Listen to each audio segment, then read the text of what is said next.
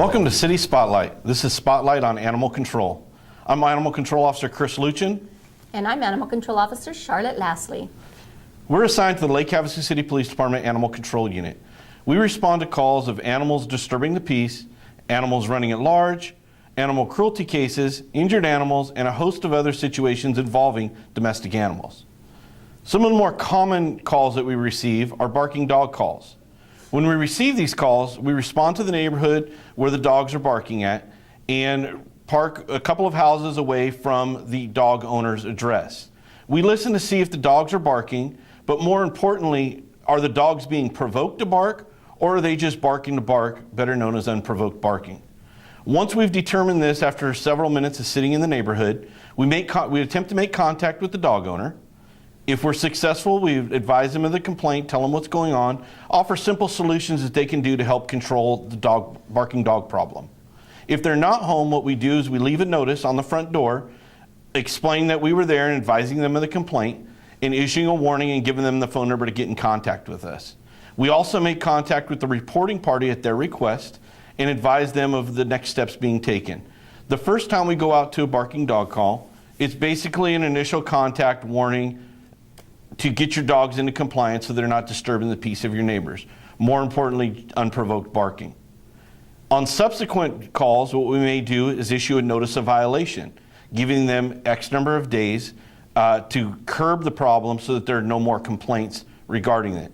If the problem persists and more calls are found to be unprovoked barking, at that point we may issue a citation to the dog owner.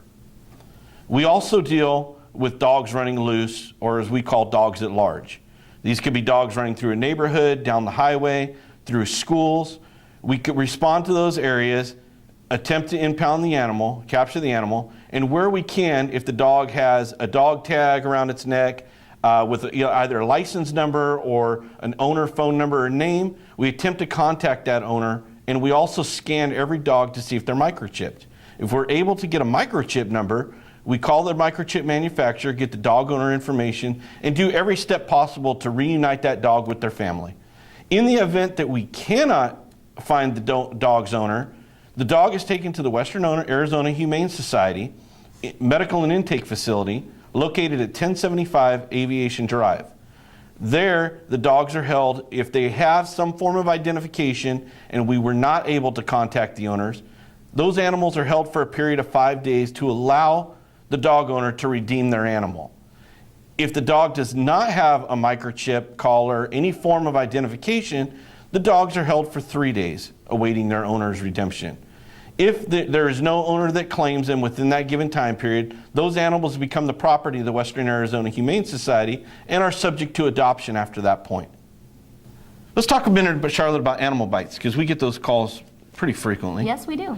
Okay. Yeah. There's what's called mandatory reporting. Anytime a hospital, physician, doctor's office, urgent care, police officers, anytime they are advised of an animal bite, it's automatically reported to animal control per state law. At that point, what happens when we get the call? What do we do, Charlotte? Okay, animal control is called out there. We interview the victim and we get all the victim's information. With that, we're finding out where the dog lives. Then we go out to visit the dog owner. That's right. We go out, we make contact with the dog owner. The first thing we check for is if they're up to date on their rabies vaccination. All dogs within the city of Lake Havasu must be vaccinated against rabies. If the dog is current on its rabies vaccination, we can do what we call an in-home quarantine. And what that is mandated by state law that for a period of 10 days after the bite, the dogs are quarantined at home. And they have to be secluded from any other animals in the home, and anybody who does not live in the home cannot come in contact with these animals. And if we find out that the animal is not currently vaccinated against the rabies virus, what happens is that animal has to be impounded and quarantined at either the Western Arizona Humane Society or the veterinarian of the animal owner's choice at their expense. There are fees involved with impounding, and that's discussed with the animal owner at the time of quarantine. And at that point, once the 10 days is up, we do a health check at the beginning, and at the end of the 10 days, if the animal is not showing any clinical signs of rabies, the animal is released from quarantine, and if it was quarantined at either a veterinarian's office or the Western Arizona Humane Society, it is then released to the owner upon paying all the applicable fees. What happens if the animal is quarantined at home? Okay, if the animal is quarantined at home, of course that means it's up to date on its rabies vaccination. We quarantine it for the 10 days, and the owner of the dog has to sign a home quarantine form. That explains the quarantine, and that lets them know that they have to make contact with us if something should happen to the dog. Otherwise, like Chris said, we will go back to the house after the 10 days and release the dog from quarantine. And at no time are those animals that are on home quarantine allowed to leave the home for any reason without the express consent of animal control, of either one of the animal control officers. Now, obviously, if the dog is sick and needs to see a vet, it came down with something or is injured in the home, we will obviously give permission for that animal owner to take that dog to the veterinarian as long as it is muzzled, on a leash, and taken straight to the veterinarian's office and directly back home, and we have to be advised when that dog has returned back home. One of the other ordinances that we enforce is dog licensing. All of the dogs within the city of Lake Havasu have to be licensed. What's kind of some of the procedures, Charlotte, on licensing your dog? Okay. When your dog turns 3 months of age, it gets its first rabies vaccination. That rabies vaccination is good for 1 year. And with that rabies certificate, you can then go to the Lake Havasu Police Department or the Humane Society, the Western Arizona Humane Society, to purchase a dog license for your dog. Absolutely. You can also purchase your license online. If you go to lhcpd.com, go to the upper right-hand corner and press Animal Control, it'll take you down to the link where you can purchase your dog license right online also. Yes. Much more convenient. One of the other complaints that we receive quite a bit, I know we hear about it a lot, is dogs in parks, in the city parks. Yes. All dogs at any city park within the city have to be on a leash, with the exception of the 3 dog parks within the city, the Avalon Dog Park, the London Bridge Beach Dog Park, and the Sarah Park Dog Park. Within those fenced areas, those dogs can roam free. They can go out and they can play with the other dogs, have a good time. But from your vehicle to that fence, those dogs have to be on a leash. Up and through the park, especially at London Bridge Beach, dogs must be on a leash at all times. We get a lot of complaints about that. Okay, yes, and except for Rotary Park. Okay, Rotary Park, there are no dogs allowed. Absolutely. So, and there are signs posted at both entrances to Rotary Park, specifically saying no even dogs. if you wanted to take your dog into Rotary Park and then from there walk away from Rotary Park, we suggest that you go to another park. There's several parks that allow dogs that you can walk. You can walk your dog on the leash. Rotary Park is the only park, dog-free park, in the city of Lake Havasu. We also receive calls on wildlife, snakes, and all different types of wildlife. So what do we do about that, Chris, when we get a call on a snake? Well, we live in the desert area, we get quite a few snake calls, especially during the summer months from spring into late summer, early fall. And what we do is with these snakes, they come in, we get the calls for the snakes, and majority of them are either in a garage, in a living area, outside the front door. What we do is we come out, we have a pair of snake tongs that we can safely grab the snakes, whether they're poisonous or non-poisonous, and we place them in a bucket, and we actually take them out further into the desert and release them back into the wild. We only deal with the snakes that are involved in the direct living area. Like I said, somebody's front porch, back porch, near a door, in a garage, or a living area. Okay, so we also get calls on coyotes.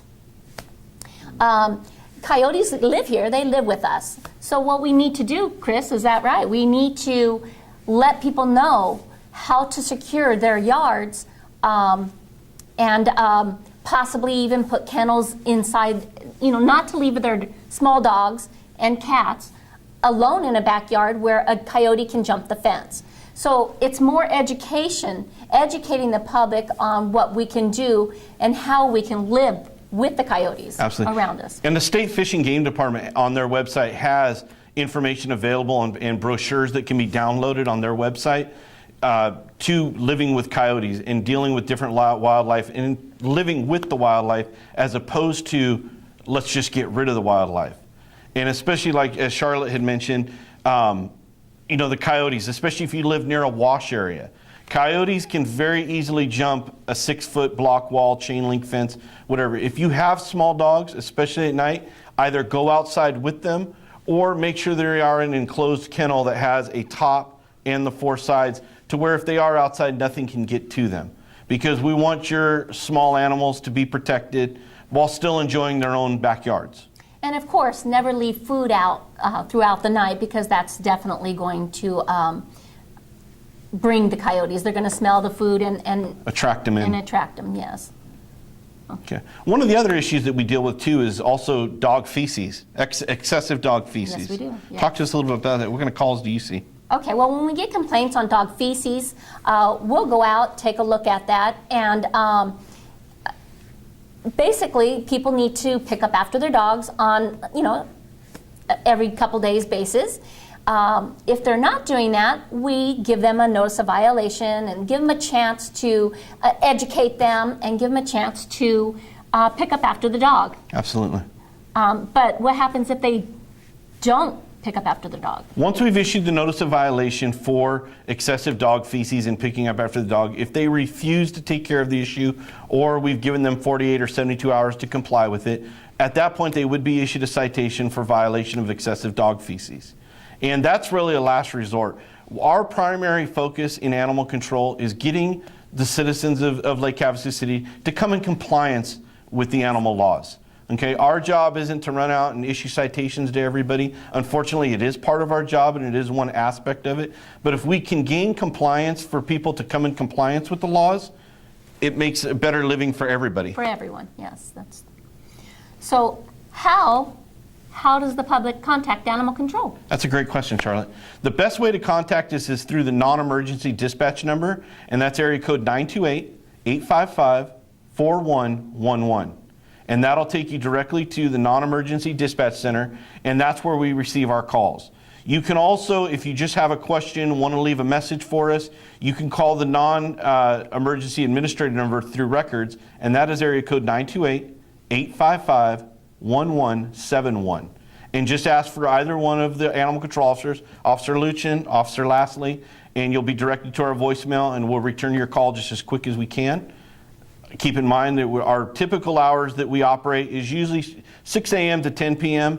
And with our schedules, we do work 7 days a week, so there's somebody that's always on. Always on, yes. And in the event that there isn't an animal control officer on duty, what happens? Well, then, depending on the type of a call, a police officer will go out and handle it. Absolutely. And if it's something that it's a quick fix they can handle, they'll write a short report on it and usually kick over the information to us, especially if it's something regarding an animal bite, a chronic dog complaint, a barking dog complaint. They'll send the information over to us and we'll follow up on the next business day. Yes. So in closing, if you need to contact animal control for any animal-related type of call, emergency or non-emergency, call the non-emergency dispatch number, area code 928-855-4111. If you'd like to just get a hold of us and leave a message and we can return your call for any type of general questions, contact the General Number Records Division, area code 928-855-1171. And on behalf of me, Charlotte, Yes. thank you guys for tuning in and watching. We appreciate it. We look forward to serving you.